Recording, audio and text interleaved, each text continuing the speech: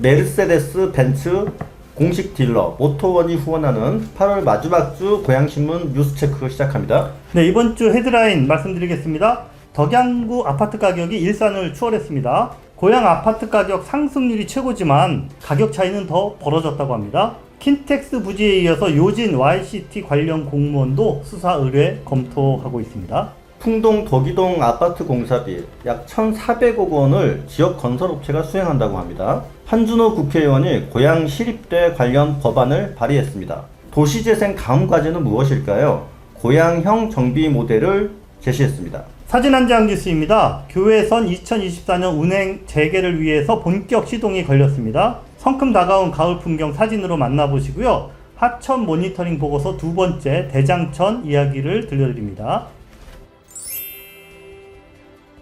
고양시 집값에 대한 오랜 고정관념이 깨졌습니다. 그동안 덕양은 좀 집값이 싸고 일산은 집값이 비싸다고 라고 우리가 이렇게 생각을 하고 있었는데, 최근 통계를 보니까 덕양의 평균 아파트 값이 사상 처음으로 일산을 추월한 것으로 나타났습니다. KB 리브 부동산 통계에 따르면 올해 7월 아파트 평당 가격을 살펴볼게요. 일산 동구 2,033만원, 일산 서구 1,890만원인 반면에 덕양구는 2,084만원, 고양시 세개구 중 1등. 아니, 언제부터 소리 소문 없이 역전이 된 건가요? 네, 집값에 좀 감이 없으신가 본데 소리 소문이 아니고요. 네. 자, 표를 보시면요, 이 노란색이 바로 덕양구인데요. 2017년에는 자 3등으로 출발하죠. 그런데 2018년 말부터 파란색 일산 서구를 추월합니다. 그리고 여세를 몰아서 작년 3월부터는 일산 동구마저 따돌리더니 그대로 쭉 지금까지 가격 우위를 지켜서 이제 뭐 동서구 다 합쳐서 덕양과 일산 비교하면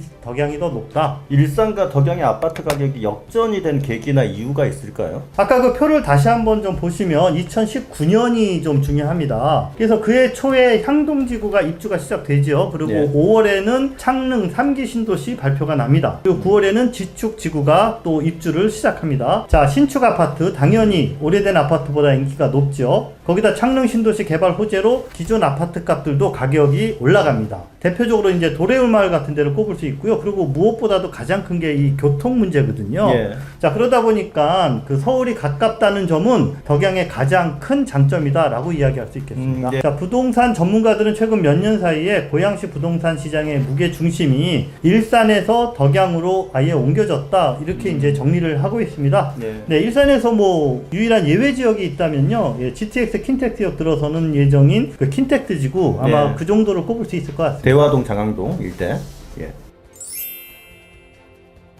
자, 이번에 전해드릴 소식도 아파트 가격 소식인데요. 역시나 선입견을 조금 깨는 그런 뉴스입니다. 고양시가 지난 1년 동안 전국 최고 수준의 아파트 가격 상승률을 기록했다는 소식 얼마 전에 전해드린 적 있죠? 네. 근데 일각에서는 가격 상승률 1등 이거 별 의미 없다라는 지적이 나온 겁니다. 무슨 소리냐? 중요한 건 상승률이 아니라 실제 가격 차이인데, 과천이나 성남 등 기존의 아파트값 상위 지역과 고양시를 비교했을 때 동일 평수 아파트 가격 차이 는 이전보다 더 벌어졌다, 이런 얘기입니다. 아, 그러니까 지난 1년간 고양시 아파트 가격 상승률이 45%로 역대 최고였잖아요. 맞습니다. 네, 고양시 영원한 또 비교 대상. 영원한 우리의 질투의 대상이죠. 성남시가 있습니다. 성남시를 확인해 봤는데 성남시는 상승률이 30%. 그러니까 우리가 45%니까 고양시 3분의 2밖에 안 됐는데 가격 차이는 더 벌어졌다, 그런 말씀이세요? 네, 구체적인 가격을 비교해서 보여드리겠습니다. 고양시는 지난 1년 동안 평당 1,373만원에서 자 45% 올랐습니다. 그래서 2,004만원 됐습니다. 반면 성남은 평당 3,208만원인데 30% 올라서 4,189만원이 됐습니다. 자, 상승률만 보면 고양시가 월등하지만 실제 가격이 얼마 올랐냐 비교해 보니까 고양시가 626만원 오를 동안 성남은 981만원 올랐다, 이겁니다. 굉장히 허탈하네요. 네. 결론적으로 애초에 출발점 자체가 2배 정도 차이가 나니까 이 후발주자가 가속도가 조금 붙었다고 하더라도 격차는 오히려 벌어졌다. 기간을 조금 더 길게 넓게 잡을 때는 또 어떻게 나오나요? 네, 넓게 잡으면 허탈감이 더 심해집니다. 그래서 2016년 9월 통계 보니까 고양시와 성남시의 평당 평균 가격이 1,202만원 대 1,969만원, 767만원 차이가 났거든요. 5년 전에. 자, 그런데 올해 7월에는 고양시가 2,004만 원, 성남시는 4,189만 원, 무려 예. 2,185만 원 차이가 납니다. 아, 1,000만 원 차이가 안 났었는데 지금은 2천만 원 넘게 차이 난다. 맞습니다. 평당 가격이. 5년 사이에. 한마디로 이제 아파트 가격에서 부익부, 빈익빈 현상이 그대로 좀 적용되는 느낌이네요. 좀 그런 느낌을 지울 수가 없습니다. 예. 소위 말하는 부동산 계급 사회가 이거 점점 공고화되는 것 아닌가 이런 생각도 들고요. 예. 자, 보시는 표는 경기도 주요 지역의 아파트 평당 가격인데요. 자, 이 차이가 지역 주민들의 상대적 박탈감의 순위로 이렇게 계속 고착되는 것은 아닌지 우려를 지울 수가 없습니다.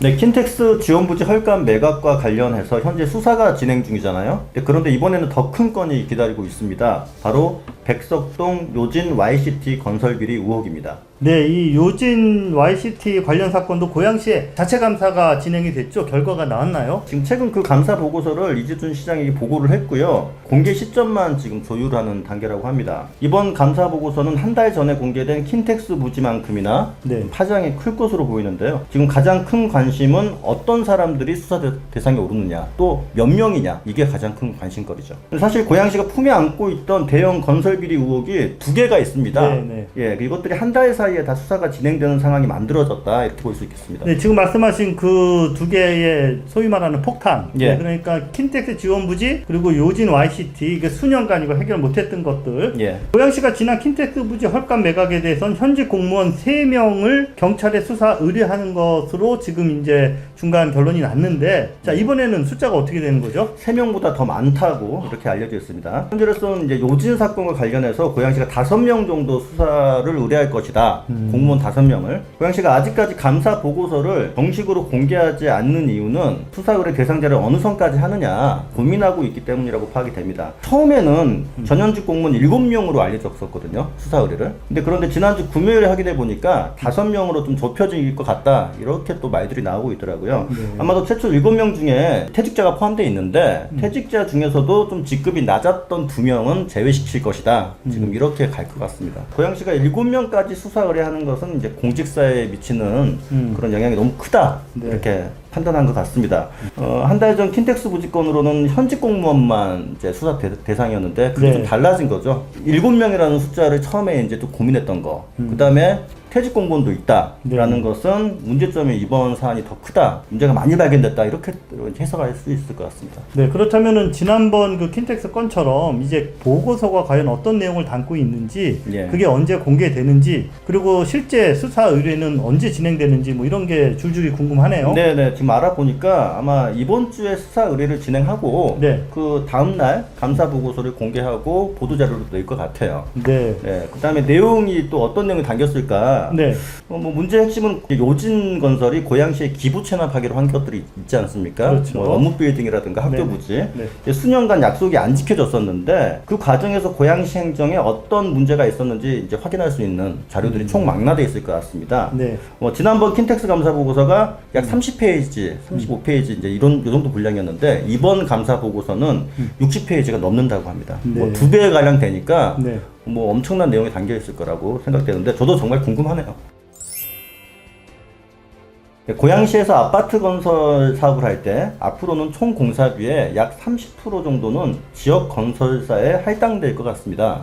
네, 지난 25일이죠, 수요일인데요. 고양시 포스코 건설, 그다음에 대우건설이 업무 협약 하나를 맺었습니다. 아, 그러니까 서두에 말씀하신 그 지역기업 30% 할당제 뭐 요것과 연관 있는 협약인가요? 네, 맞습니다. 풍동 1, 2지구에 지금 대규모 아파트가 이제 건설이 되기 시작하는데요. 거기 시공사가 포스코 건설이에요. 그리고 옛 덕이동 이마트 자리에 또 이제 아파트가 건설이 되는데 거기는 대우건설이 시공을 담당한다고 합니다. 그런데 고양시가 이 두 개 대형 건설사를 불러서 이런 협약을 맺은 겁니다. 아파트 공사가 이제 워낙 대규모 공사다 보니까 자연스럽게 하도급을 주게 되는데요. 대형 건설사가 하도급을 줄 때 고양시에 등록된 건설업자, 또 건설 노동자를 고용을 해야 되고요. 그다음에 고양시에 있는 건설 기계랑 건설 자재를 사용하도록 하는 겁니다. 이번 협약으로 지역 건설업체에 집행되는 금액이 1,400억 정도 된다고 하니까 이게 협약대로만 시행이 된다면은 정말 큰 경제적인 효과가 있을 것으로 보이고 앞으로도 좋은 선례를 남기는 협약이 되지 않을까.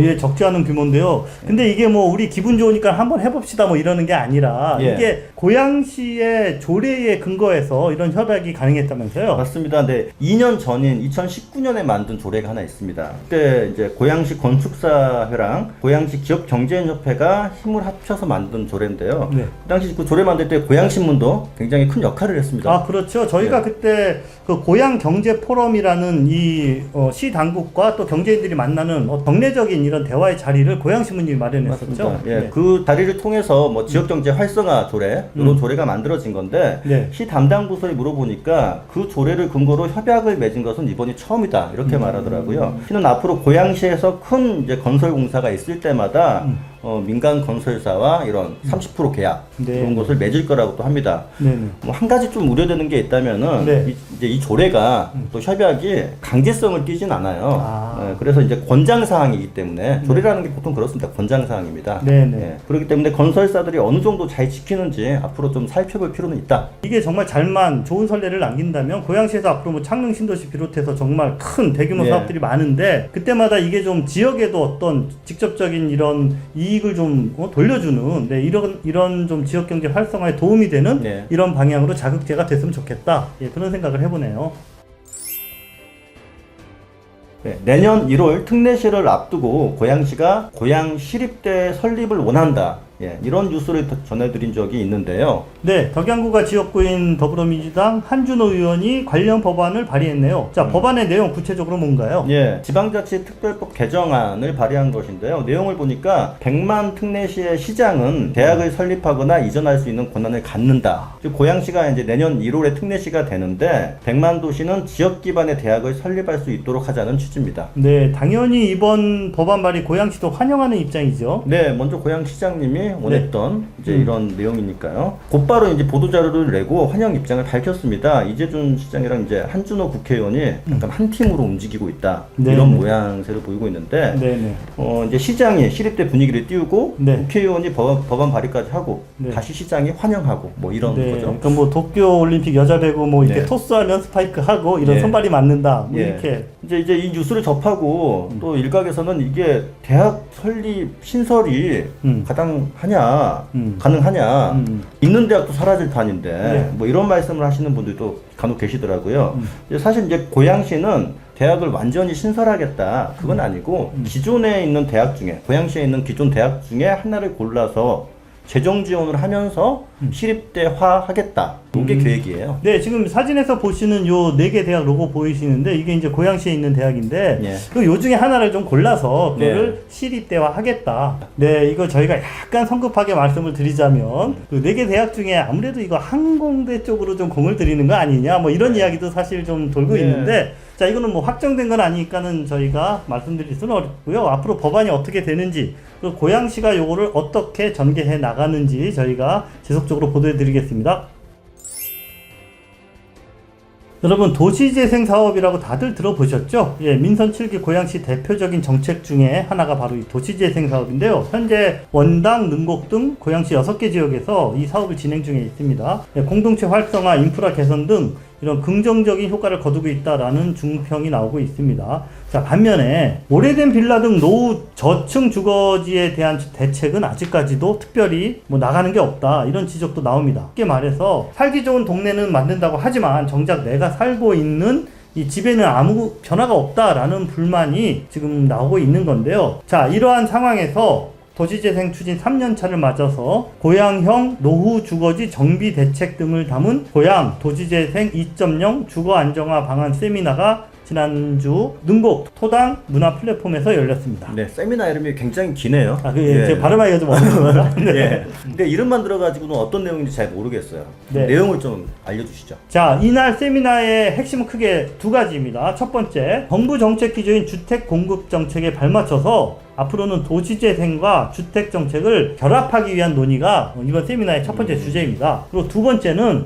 그렇다면 고양시는 어떻게 할 것이냐. 도시재생 지역 내 고양시만의 소규모 정비사업, 미니 재건축 지원 모델을 좀 어떻게 마련해 보자. 네, 이런 거에 초점이 맞춰졌습니다. 예, 이게 조금 더 실질적으로 필요한 것들, 네. 주민들이 원하는 것들이 이제 좀 시행되는 느낌인데, 그러니까 키워드가 주택 공급이잖아요. 네네. 예, 도시재생 정책의 방향을 주택 공급 정책과 맞물리도록 한다. 예, 좀 더 자세히 좀 설명해 주시면요. 그렇습니다. 이날 발표자인 천현숙 SH 도시연구원장이 앞으로 신도시 형태의 대규모 택지개발 방식의 주택 공급은 어려워진다. 이제 거의 그거는 끝났다. 자, 그렇다면은 서울시는 이미 2011년부터 도시재생과 소규모 정비사업을 통한 주택 공급 정책을 펼치고 있다.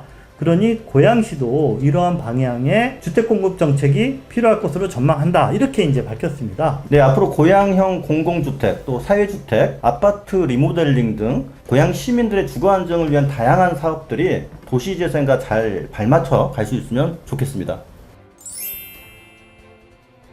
네, 멈춰선 교외선을 2024년부터 다시 달리게 하기 위한 지자체와 관련 기관 협약식이 지난주에 열렸습니다. 자, 사진 보니까요. 네, 이재명 경기지사 그리고 이재준 고양시장, 양주시장, 의정부시장 등 이렇게 함께 있네요. 예, 교외선이 운행을 완전 중단한 게 2004년이거든요. 그러니까 계획대로라면 정확히 20년 만에 운행이 재개되는 셈이네요. 자, 교외선과 관련해서 고양시는 그동안 고양동, 관산동을 경유하는 노선 변경을 요구했었는데요. 이재준 시장은 2024년 교외선 재개통 협약을 계기로 향후에 전철화 사업 그리고 노선 변경 등을 더 깊이 논의하겠다라는 의지를 밝혔습니다. 자, 사진 한 장 보시죠. 예, 고양시 행주동 행주고가 옆에 수수밭 풍경입니다. 예, 올여름에 마른 장마와 가뭄 그리고 또 폭염, 열대야가 이렇게 이어졌지만 네, 고맙게도 들녘에는 잘 여문 알곡들이 풍성한 가을을 예고하고 있습니다. 예, 참새떼가 수수 알곡 쪼아먹지 못하도록 하나하나 이렇게 정성껏 양파망을 씌워놓은 모습에서 풍년을 기다리는 농부의 소박한 마음이 전해집니다.